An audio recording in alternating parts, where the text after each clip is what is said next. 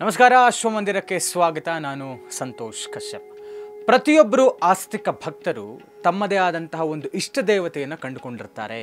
ಪ್ರತಿಯೊಬ್ಬರು ಕೂಡ ದೇವಸ್ಥಾನಕ್ಕೆ ಹೋಗುವಂತಹ ಒಂದು ಪ್ರತೀತಿಯನ್ನು ಇಟ್ಕೊಂಡಿರ್ತಾರೆ ಮತ್ತು ಎಲ್ಲರೂ ಸಹಜವಾಗಿ ಮಾಡುವಂತಹ ಒಂದು ಪ್ರಕ್ರಿಯೆ ಅದು ನಮಸ್ಕಾರ. ಅದನ್ನು ಹೀಗೆ ಮಾಡ್ತಾರೆ. ಆದರೆ ಇದರಲ್ಲಿ ಒಂದು ವಿಶೇಷತೆಯನ್ನು ಇವತ್ತು ನಿಮ್ಮ ಮುಂದೆ ಹೇಳ್ತಾ ಇರುವಂಥದ್ದು.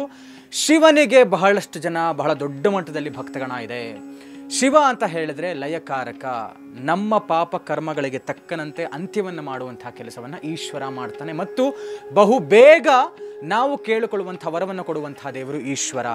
ಈಶ್ವರನಿಗೆ ನಮಸ್ಕಾರ ಮಾಡುವುದರಲ್ಲಿ ಒಂದು ವಿಭಿನ್ನವಾದಂಥ ಒಂದು ಶೈಲಿ ಇದೆ. ಹೇಗೆ ಅಂತ ಹೇಳಿದ್ರೆ, ಹೀಗೆ 3 ಬಾರಿ ಚಪ್ಪಾಳೆಯನ್ನು ಹೊಡೆದು ಈಶ್ವರನಿಗೆ ನಮ್ಮ ಪ್ರಾರ್ಥನೆಯನ್ನು ಮಾಡಿದ್ರೆ ಅದು ಫಲಿಸುತ್ತೆ ಅನ್ನುವಂಥ ಒಂದು ವಿಚಾರ ನಿಮ್ಮ ಮುಂದೆ ಹೇಳ್ತಾ ಇರೋದು ಮತ್ತು ಇದು ವೈಜ್ಞಾನಿಕವಾಗಿಯೂ ಕೂಡ ಪ್ರೂವ್ ಆಗಿರುವಂಥ ವಿಚಾರ. ಯಾಕೆ ಅಂತ ಹೇಳಿದ್ರೆ 3 ಬಾರಿ ಹೀಗೆ ಚಪ್ಪಾಳೆ ಮಾಡುವುದರಿಂದ ಅದು ತ್ರಿಗುಣಗಳನ್ನು ಪ್ರತಿನಿಧಿಸುತ್ತೆ. ಅಂದರೆ ನಮ್ಮ ಆಹಾರ ಪದ್ಧತಿಯ ಮೇಲೆ ನಮಗೆ ಒಂದಷ್ಟು ಗುಣಗಳು ನಮ್ಮ ದೇಹದಲ್ಲಿ ರೂಢಿಸ್ಕೊಳ್ತಾ ಹೋಗ್ತೀವಿ. ಅದು ಸಾತ್ವಿಕವಾದಂಥ ಆಹಾರದಿಂದ ಸತ್ವಗುಣ, ರಾಜಸಿಕ ಆಹಾರದಿಂದ ರಾಜಸಿಕ ಗುಣ, ತಾಮಸಿಕ ಮಾಂಸಾಹಾರದಲ್ಲಿ ಅಂತ ಹೇಳಿದ್ರೆ ತಾಮಸಿಕ ಗುಣ ಅಂತ ಇರುವಂಥದ್ದು. ಈ 3 ಬಾರಿ ಚಪ್ಪಾಳೆ ಹೊಡೆದು ಮಾಡುವಂಥ ಮುಖೇನ ಈ ತತ್ವಗುಣಗಳನ್ನು ಅದು ಪ್ರತಿಪಾದಿಸುತ್ತೆ. ಯಾಕೆ ಅಂತ ಹೇಳಿದ್ರೆ, ಈಶ್ವರನಿಗೆ ನಾವು ನಮಸ್ಕಾರ ಮಾಡ್ತಾ ಮೊದಲನೇ ಬಾರಿಗೆ ಚಪ್ಪಾಳೆ ಹೊಡೆದು ನನ್ನಲ್ಲಿರುವಂತಹ ನೆಗೆಟಿವಿಟೀಸ್ನ ದೂರ ಮಾಡು ಮತ್ತು ನನ್ನ ಸುತ್ತಮುತ್ತಲು ಇರುವಂತಹ ನೆಗೆಟಿವಿಟಿ, ಋಣಾತ್ಮಕವಾದಂಥ ಶಕ್ತಿಗಳನ್ನು ದೂರ ಮಾಡುವಂಥ ಮೊದಲ ಪ್ರಾರ್ಥನೆ.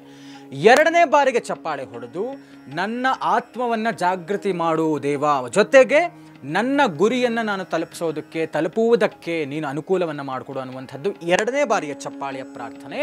ಮತ್ತು 3ನೇ ಬಾರಿಗೆ ಹೇ ಮಹಾದೇವ ಅನ್ನುವಂಥ ಶರಣಾಗತಿಯ ಜೊತೆಗೆ ನೀನು ನನ್ನ ಜೊತೆ ಪ್ರತಿ ಕ್ಷಣದಲ್ಲೂ ಕೂಡ ಇರಬೇಕು, ನಿನ್ನ ಕೃಪೆ ನನ್ನ ಮೇಲೆ ಸದಾ ಇರಬೇಕು ಅನ್ನುವಂಥ ಪ್ರಾರ್ಥನೆಯ ಜೊತೆಗೆ ಈಶ್ವರನಿಗೆ ಈ ರೀತಿಯಾಗಿ 3 ಬಾರಿ ಚಪ್ಪಾಳೆ ಹೊಡೆದು ನಮಸ್ಕಾರ ಮಾಡುವಂಥ ಒಂದು ವಿಶೇಷವಾದಂಥ ಪದ್ಧತಿ. ಇದು ನಿಮಗೆ ಹೊಸದು ಅನ್ನಿಸಬಹುದು, ಆದರೆ ಖಂಡಿತವಾಗಿಯೂ ತಾವೆಲ್ಲರೂ ಈ ಒಂದು ಪ್ರಯತ್ನವನ್ನು ಮಾಡಿ ಒಂದು ವಿಶೇಷತೆಯನ್ನು ತಮ್ಮ ಜೀವನದಲ್ಲಿ ಕಂಡುಕೊಳ್ಳಬಹುದು ಅಂತ ಹೇಳಬಹುದು.